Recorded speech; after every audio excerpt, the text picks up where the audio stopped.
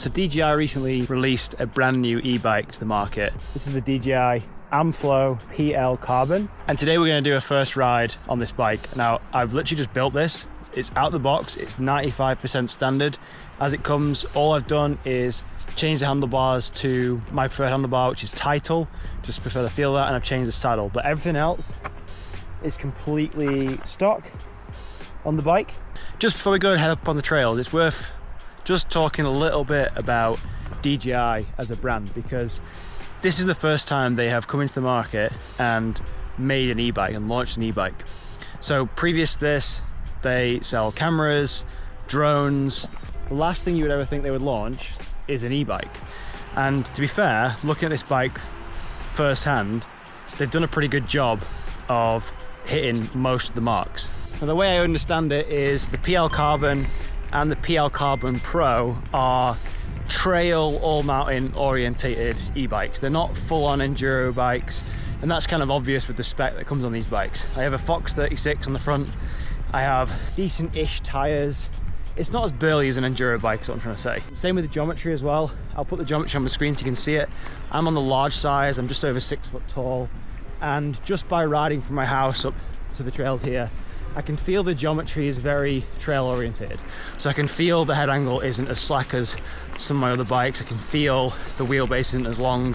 I can just feel it's a less burly bike. Another thing I've noticed as well, like the bike is so light. It doesn't feel like an e-bike. It's 19.2 kilos, yet it will outperform a lot of other full fat e-bikes that are available now with different motors like Shimano and Bosch. It's actually quite crazy how they've managed to cram so much power into the motor, and the battery lasts just as long as these full fat bikes. I'm going to show you now just the way the motor delivers the power up these climbs, because I don't know what they've done to this motor, but it's insane. It is arguably better power delivery than any other motor I've used. Bosch, Shimano, Bafang. It literally, I'm just going to shut up and ride.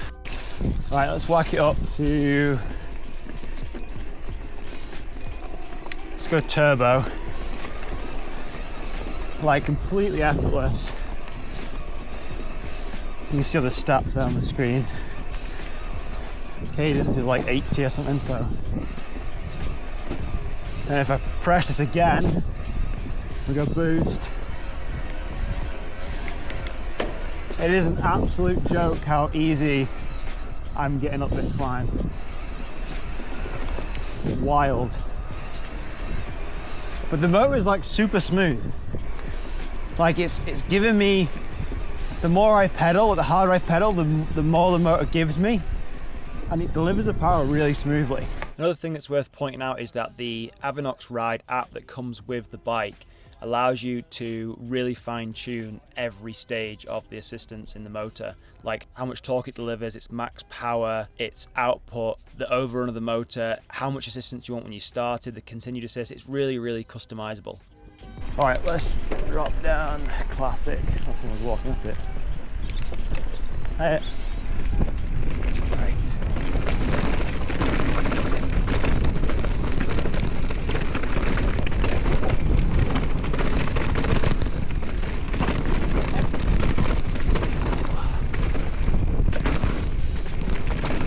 Could do with firming up the front suspension a little bit.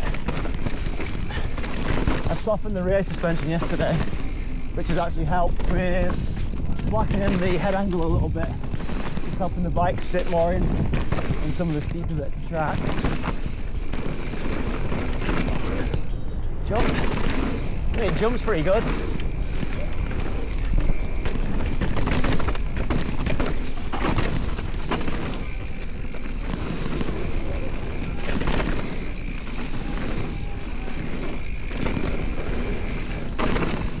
Quite balanced. I'm on a large, I'm just over 6 foot tall. So I feel fairly well balanced.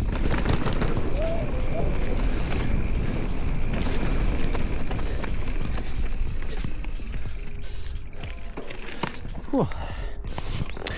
That was a fun one.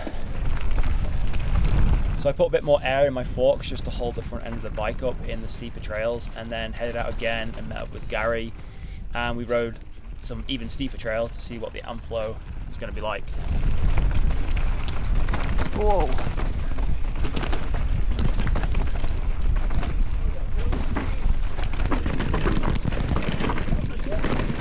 Whoa. Loose. A little bit better on the lower front end.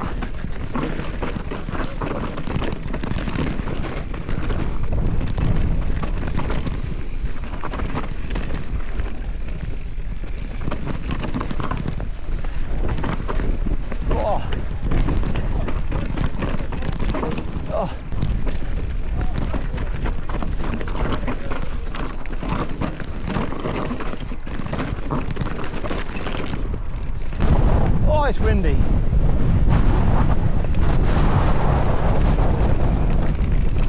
All right, so I just took a quick pit stop to do a few little tweaks on the bike.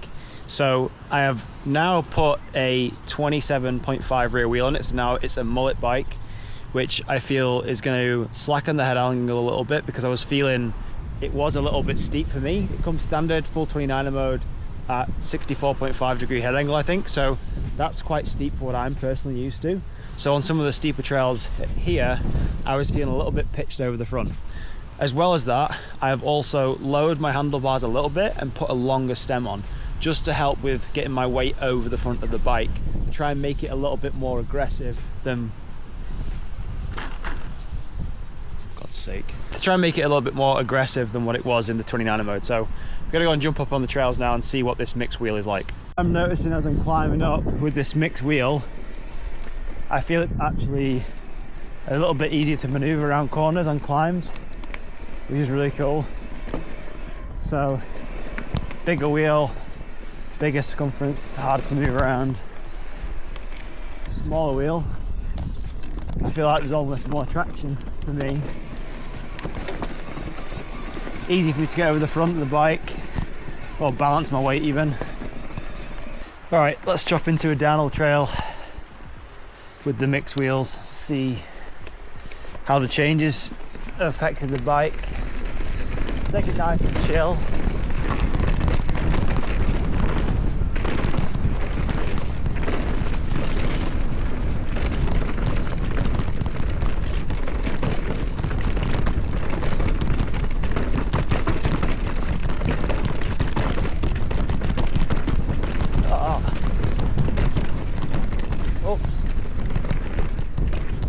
Way more comfortable.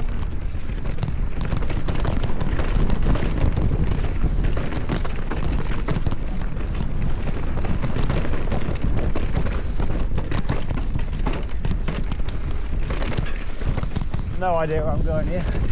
Always get lost. Oops. Wrong line.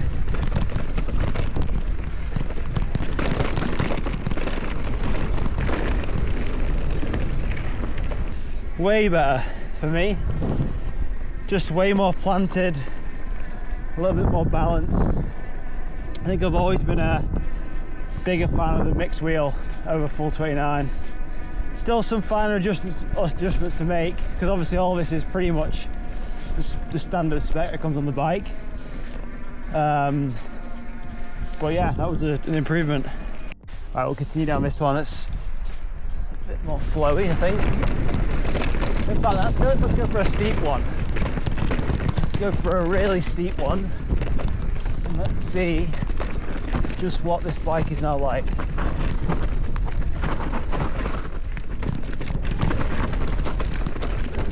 Okay, so I don't feel like I'm being pitched over the front anymore, which is good. Oh, this is steep.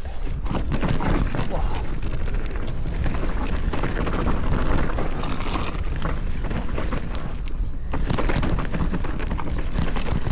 Way better, way more balanced than it was on the other tracks. Whoa. Jesus. I don't know what happened then. I was lucky. I got my front wheel caught in just that slid, look, off the track. I'm gonna get to the bottom of this trail and give you a bit of insight from this trail. Quite interesting. Let's get down there.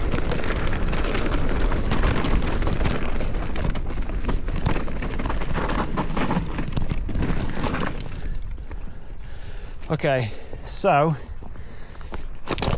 first impressions and feedback. So obviously these trails I've just been riding are fairly steep, fairly intense. Probably not what the Amflow was originally designed for. This bike is amazing for trail or mountain stuff, and a little bit of downhill thrown into the mix, but I think with the Fox 36 and the Float Air Shock, great suspension, I think it needs a little bit of a burlier setup if you wanted to start riding this sort of stuff, because I felt a bit undergunned then in the suspension department. The actual bike setup felt way better than I had it yesterday, but I think what I'm going to try on this now is a bigger fork, like a 38mm stanchion fork versus a 36, and a bigger shock, both with more compression adjustments. I think that will help, just more control in the steep stuff, because with the 36 fork I felt like I was just blown through the travel, because all I have to adjust is the rebound and like a very basic compression adjustment, which isn't great for the riding that I want to do. But for 80-90% of the people who are looking at getting the Amflow and want to ride trail or mountain stuff, this setup is pretty decent out of the box. Like, it's not very often somebody comes into the bike market, especially e-bikes, and creates a motor and a bike and they near enough hit it out the park first go. Usually the first product is pretty crap and then they improve. But this, I think, as a base package, is really good. Fine adjustments to be made for me, but overall enjoying it. And that motor, the Avanox motor, is witchcraft. You have to literally ride one to believe how good it is. It's insane. Everyone I've spoke to has not had a bad word about it. I took it a bit for granted and was a bit like, I'll take it with a pinch of salt until I've ridden it. But now I've owned one and ridden it for a few days. The way it delivers power, the punchy power it has access to, and how light the bike is at 19.2 kilos. Yeah, it's a pretty good package. But there it is, the Amflow. I'm going to do some more videos on the channel of this bike, but let me know in the comments what you think of the bike. If you've got one, if you're thinking of getting one, any other video ideas, pop them below, and I'll see you in the next one.